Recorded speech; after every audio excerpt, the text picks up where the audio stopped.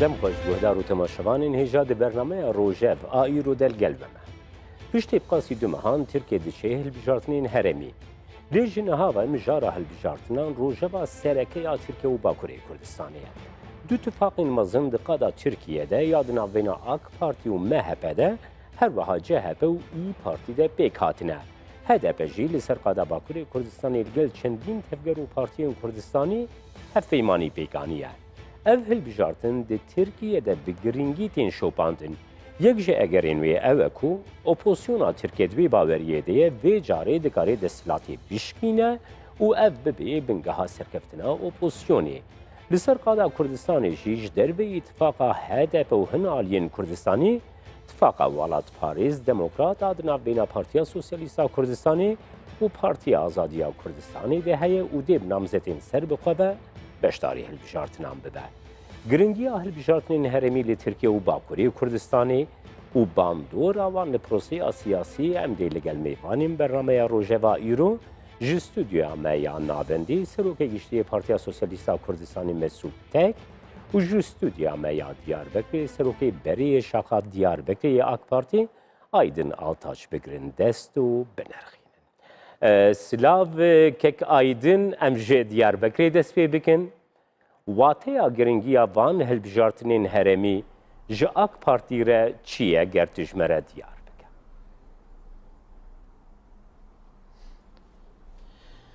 Ez Diyarbekir silav û hirmetê xwe dibêjim.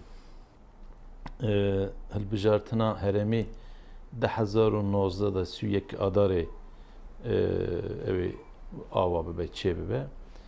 Ev hilbijartina 31 Adarê 2019 ji buna herema me jî ji buna Tirkiye jî pir giring e. Ji bo çi em zanin ku sîstema Tirkiye di 2017 da hat guhartinê. Piştê vê sîstemê hilbijartina giştî di sê çar mehberê çêbû lê ê heremî jî dimêdin evê çê bibe. Ji buna sîstema Tirkiye bimeşe ev hilbijartin pir giring e. Ev sistema Türkiye bi taybet jî AK Parti da meşandine yani hat ji buna were guhartinê pir xizmetekî mezin kir. Ji îro pê ji buna bimeşe îja ev hilbijartina heremî jî pir giring e. Çima hem giştî hem heremî ku tev bibin yek sistema Türkiye bimeşe em bêjin saziyê nava dewletê ku gorî sîstema nû bimeşe giring e. Ji ber wî jî her partî li gor fikrê xwe, peyamê xwe, siyaseta xwe û ji buna xizmeta xwe îro di holê da fikr û peyamê xwe tînin ziman. Ez bawerim ji 2019 şûn da çimkî nêzî 4-5 sala evê hilbijartin di Tirkiye çênebin hem bi aborî hem aramî û siyaseta Tirkiye jî ev tam bi saxlemî û bi xurtî pêştere ez wê baweriyê de me. Belekek Aydin niha ev strûktûran û sîsteman û ya ku li Tirkiye pêk hatî ji derveyî AK Partî bi piştgiriya MHP jî pêk hat. Niha di qada hilbijartinên heremî de li Bakurê Kurdistanê ev hevpeymanî bi awayekî neyênî tê nirxandin.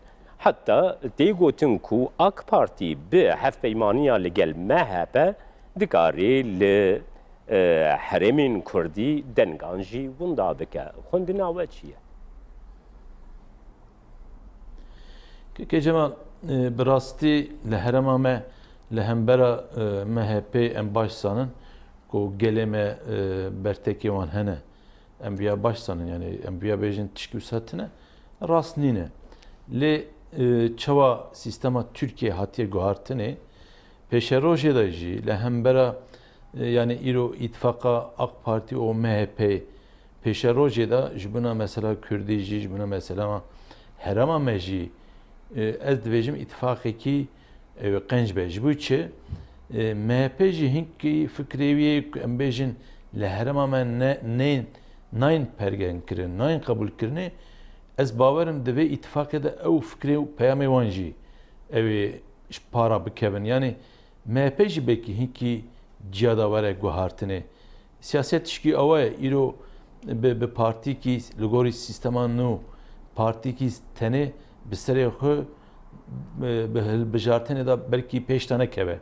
Başa kek aydın yani ew bijardeya kek aydın ew bijardeya AK Parti bijardeyekî baş bû ku wekî bijarde MHP re hevpeymanî pêkanî ji ber ku berê ku li gel MHP hevpeymaniyê pêk bêne AK Parti pêvajoyeke çareseriyê li Tirkiye li Bakurê Kurdistanê dabû destpêkirin piştgiriya li qada Tirkiyeyê de nêzîkî sedî notan bû.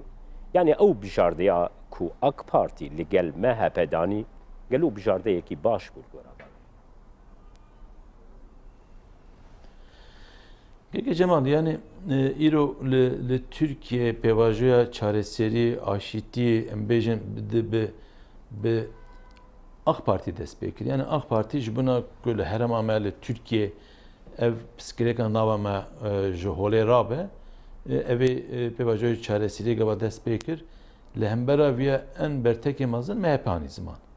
Lê îro divê rojevê da ji buna pêvajoya çareserî em bêjin dest pê bike ya jî em bêjin gavekî nû were avêtinê pêşerojê da ev çi derê pêşeme em nizanim. Lê ez vêya bawerim îttifaqa AK Parti û MHP bi hevdira berdewam jî bike û pêşerojê de em bêjin piştî hilbijartinê îttifaq ji hevdû biqetin jî pêşerojê de ev pêvajokî nû û ji buna vê piskirêkê ji holê bi temamî rabe siyasetekî nû îcab dike li Tirkiye û ji buna vê jî gelê Tirkiye hemû 82 milyon kes evê piskirêka nava Tirkiye ku di aborî da û aramî da meşpara dixîne ez bawerim ji sedî ne not sedî sed dixwazin evê piskirêkê rabe.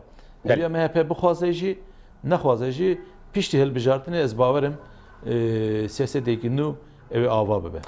Spas birêz Altaç em dê vegerin gelte em ji stûdyoyê berdewam dikin Silav Kek Mesûd giringiya van hilbijartinan. Wekî Partiya Sosyalîsta Kurdistanê her wiha wekî hevpeymaniya Welatparêz Demokrat ku ve li gel Partiya Azadiya Kurdistanê pêkaniye giringiya van hilbijartinên herêmî di vê prosêya siyasî ya ku Tirkiye Bakurê Kurdistanê her wiha herêm jî jê derbas dibe çawa min Evar baş, gelek spas ji bo mevandariya te. Bêguman piştî ku sistema serokatiya bi şiklî bi şiveyê Tirkiye yan Tirk li Tirkiye dest pê kir di varî îdareyê da yekem berhemê vê sisteme ev bû ku êdî parlamento vekî berê giringî parlamento nemaye û bandora parlamento ji bo îdarekirin û ji bo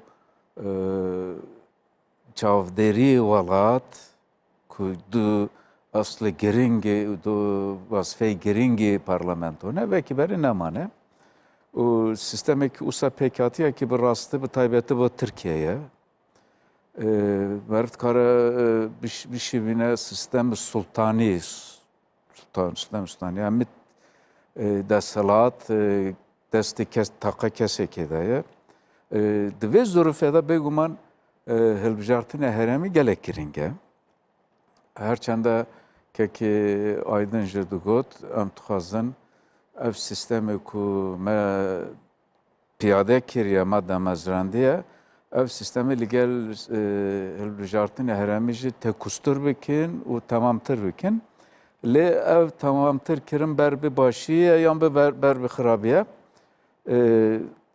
niha diyar nîne lê ez bawer dikim ev ber bi xirabiyê biçitin ji niha ve gelek desthilat dane destê Serok Komar Birêz Erdogan ku ev desthilatê vekî kartekî li ser îdareyê herêmê bikar bîne. Yani êdî bütçeyê wan bi rastarast giredayî ev ye, giredayî Serok Komarê ye. Serok Komar Kare her belediye ko yan her idare heremi ko ne bu gor dilevi biyet kare astenge ki jederxe jinaha vaje usa divejet ve diveje ev kesse ko ne bu gor dileme ve ama disa kayma bavejin. Kek Mesud destilata şaredariyan. Belim.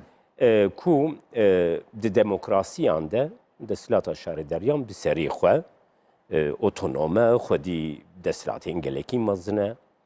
Tirkiye di proseya berendamtiya Yekîtiya Ewropa'da ku hîn jî berdewam dike, hîn jî nehatiye rawestandin, gelo di rewşa destilatên heremî de Tirkiye, Bakurê Kurdistanê dikare derfetekî demokratîktir di vê proseyê de bi dest bixe. Keke Cemal devleti Türkiye vakta ku peymana navnetevi çıl ya Yekîtiya Avrupa bit çi ya Koma Milletan bit imza dike hindek xala imza nake. Bu numune devleti Türkiye mafi zaroka dünyayı imza kiriya peymanı ve imza kiriya li şerhi viyeye ku zaman izdikmaki kabul nekiriya. Ya ku tê wateya Yani Kürt Zarokên Zarokê Kürt naxivin. O zaman jî Kurdî perwerde nebin. perverde nebin. Belê.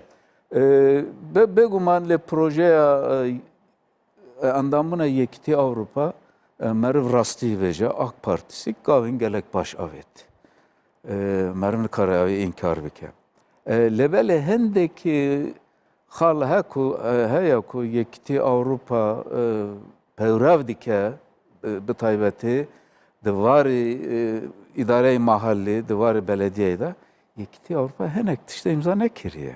Türkiye imza nekiriye. Bu borune. Türkiye imza nekiriye. O nizanın imzacı yani em niha nizanin gel o imza bike yan neke. Ez bawer dikim nake. Ji ber ev ku ev herçende hevalê me gelekî geşbîne ku ev hev peymaniya MHP û AK Partisi xêrê bi Kurd û Kurdistanê jê bitin. Lê ez ne li gel bir bawerî avê me.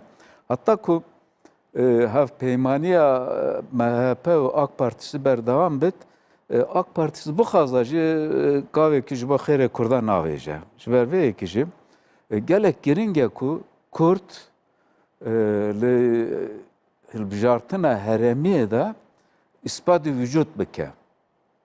Yani İdareye heremi ku heremi Kurdistan'ya, heremi Kurdaya bixe bi destê xwe. Bi destê xwe ve idare bike. Bi programê xwe ve bi hemî aliyê xwe ve Diwarê birêvebirina destilatên heremî de Kek Mesud. Niha hevwelatiyên Kurd. Belê. Ji şaredariyên ku li Bakurê Kurdistanê heta îro hatine birêvebirin, yani bi şêweyekî nememnûnin. Divê bîr û baweriyê dene ku daxwazên wan jaliyên destilatên heremî ve ango şaredariyan ve bi cih nayên. Di vê proseya ku Türkiye jê derbas dibe niha pirsan netweyî demokratîka Kurd di heremê de di astekî gelekî bilind û berz de ye. Dikarê bandorekê wê li Bakurê Kurdistanê jî hebe û ev destilata heremiya vê carê zêdetir daxwazên neteweyî, demokratîk, ziman, ew daxwazên neteweyî ji ber bo pirsa Kurd dawiya dawî de pirsekî neteweyî ye. Wan daxwazên Kurdan bice. Bêguman Keke Cemal, ew takriban 15 sale HDP yan derdorê HDP li Kurdistan destilatdarin li di varê belediyeyê de. Bêguman dibe ku xizmetekî baş ji bo milletê xwe nekiribin. Tiştekî tabî ye. Usaya jî yani li hinek çiya hinek vara da ser neketine. Li xizmet kuzeriyê de li gelek vara da ser neketine. Lê divê millet bipirse yani ev daxwaza milletê bi cîna anîne û divê millet bi dengê xwe ew ê ceza bike. Yan jî beja ku êdî min tu nevetin. Lê ew ê ku desthilat dike ne ew ye. Ew ê ku desthilat dike qayûma davêje bi sebebin de û îradeyê milletê pepez dike. Ji ber vê yekî ji ber ew ku Kurdin. Yani Li gelek bajarên roj ava gelek belediye serneketiye û bertîl heye û nizanim gelek karê xirab hene bertel xarê ne û lê devlet qayîma navêje li vê derê. Qayîma bavêje jî li meclisa belediye da wêje. Çima lê girîng e? Çima li Kurdistana Bakur kaymakam cêgîrê valî dibe serokê belediye. Pirsiyarek e yani. Em wê pirsê derbasî Belê. kek aydin bibin. Kek aydin ev pirsiya ku kek Mesûd Cihanî ziman ku pirsekî giring e jî di rojeva Herêma Bakurê Kurdistanê de gelo xebata sivîl demokratîk ku şaredarî birêvebirina şaredariyan di dawiya dawî de bi cîhanîna daxwazên demokratîkê herêmê jî gilî û gazin hene ku nigarin desthilat rênadê ku xebata sivîl demokratîk bê birêvebirin. Wekî nimûne jî ez tere bêjim. Mesela qayyûm ser şaredariya bajarê Agirî têdanîn. Yekem xebata qayyûmê şaredariya Agirî ew dibe ku malpera şaredariya Agirî biguherîne û zimanê Kurdî ji bir rake. Li cihna ku zimanê Kurdî hatiye bikaranîn yekem karê wî ew bê zimanê Kurdî ji wê derê rake. Gelo ev pêngav bi cîhanîna daxwazê xelkê herêmê ye an bi cîhanîna dijberiya daxwazê xelkê ye.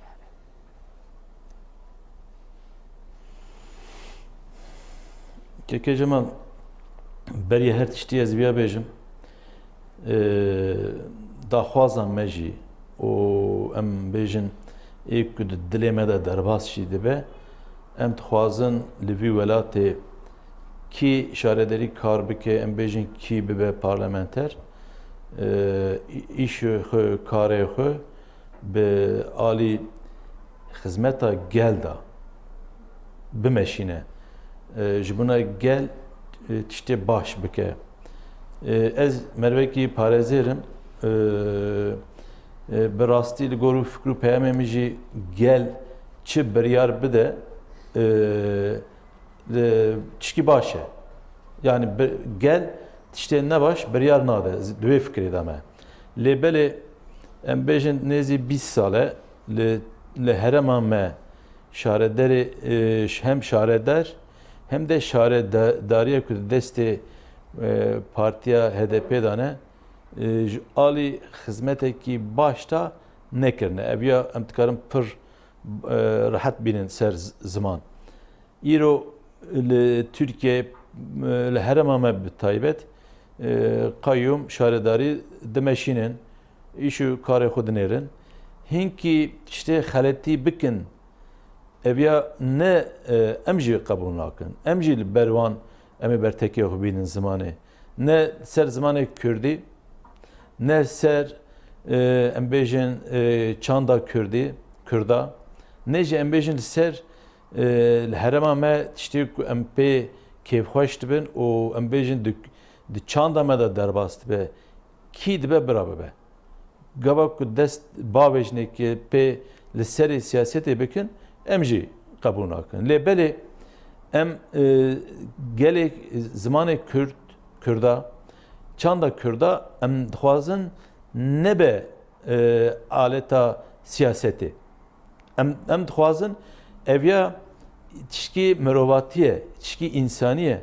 Eviya kî dibe desthilatdar, kî dibe hikûmet, kî dibe şaredar ji me re qet nebonda ferq dine. Eviya heqê me, heqê Kurda ye. Lê belê ev ji bûna vî heqê siyaset meşruye, siyaset serê were kirinê em serê daxwaziyê xwe bînin ziman eviya meşruye. Lê ji bûna viya kuştina insana, mirova ne tişkî meşruye. Em serî de em biyatînin ziman. Îro şaredarê Diyarbekir em bêjin, şaredarê mezin ê ku em bêjin Cumalî Atîla 2 sale li Diyarbekir xizmetê dike. Em dibînin Diyarbekir ji Kuderê hatiye Kuderê. HDP çima gavekî awa nabêt giren vê jî bidin berçavê xwe.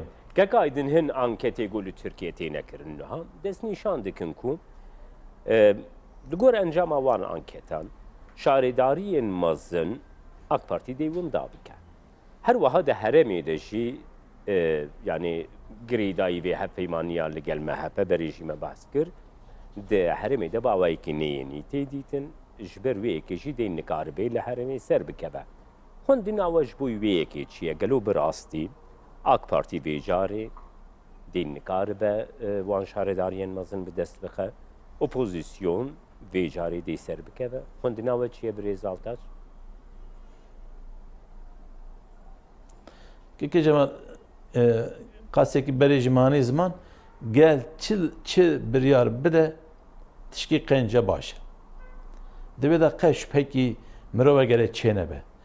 Ev em bêjin nêzî 17-18 sale Türkiye li Türkiye AK Parti nêzî yazda dozda hep hilbijartin derbas kiriye.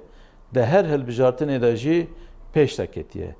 Jiviya pir durna 4 me berê 5 me berê cardinê hilbijartina giştî çêbû AK Parti cardinê nêzî ji sedî 52 53 raysend o cardinê hükümeti ava kir. İro armanca siyasetê her çiqas pêşketin be jî em gel dibêjin kî partî dibe bira bibe. Bira xizmeta gel bike yani ji me be ne ji me be. Partiya me be ne partiya me be pir têda ew tune yani. Em pir nadin ber çavê xwe. Em dibêjin bira xizmet be. Belê spas keke aydin. Tiştê ku em dibînin li Türkiye di 31 adarê de jî bajarê mezin jî o li giştiyê Türkiye jî ez bawerim AK Parti pir şaredera o şarederiya bistîne çimkî li Türkiye icraata AK Parti'ye en mezin di şarederiya da çêbiye o gel jî ya baş sane. Belê spas kek aydin. Kek Mesud cewaziya çerçeveya hevpeymaniya ve Welatparêz Demokrat, hevpeymaniya Welatparêz Demokrat ji van hevpeymaniyê din çibû ji bo ku hûn hevpeymaniyeke wisa li dar bixin ji bo hilbijartinê şaredar. Bera her tiştê ev dixwazim ev ê bêjim ev hevpeymaniya ku ême gel Partiyên Azadiyê Kurdistan me pêk aniye ku me navê daniye İttifaqa Welatperwer û Demokratîk bedêlê HDP nîne. Bedêlê ev îttifaqê ku canavê te bas dike bedêlê wê nîne û alternatîfê jî wê nîne. Em dixwazin nîşan bidin ku lê Kurdistanê, siyaseta Kurdistanê pirreng û pirdeng e. Milletê me êdî mecbûr nîne ku yan dengê xwe bide AK Parti yan ji İttifaqa Cumhur yan ji dengê xwe bide HDP. Dengê dîje ye. Mümkün e ev dengekî bilind nebit. Rengê diye ye mümkün e ev reng piçekî çilmisi bit. Rengekî tox nebit. Lê bi xwe reng e. Em dibêjin ku siyaseta qayyum ji çareser nîne ku diyar e çareser nebûye. Her çanda xizmetê kiriye rast e. Ew xizmet jî bi xwe jî tiştekê ye. Millet mecbûrî siyaseta xendekê jî nîne. Siyasetekî diye ye ev siyaset xwevekî siyasetekî netevî ku diyar netevî wexta ku netevî dibêjin Kurdistanê dibêjin netevî û demokratîk e.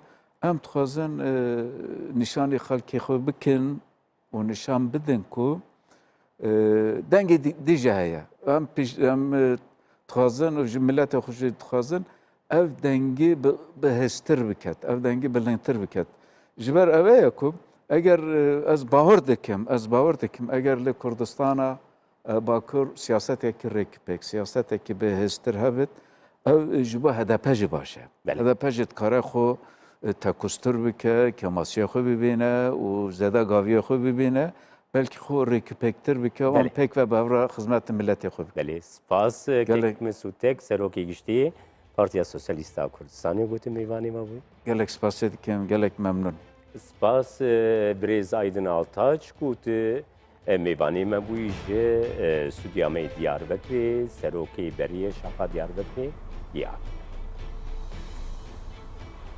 Temaşevanên hêja em hatin dawiya bernameya Rojeva îro heta bernameyek dîna Rojev her şam.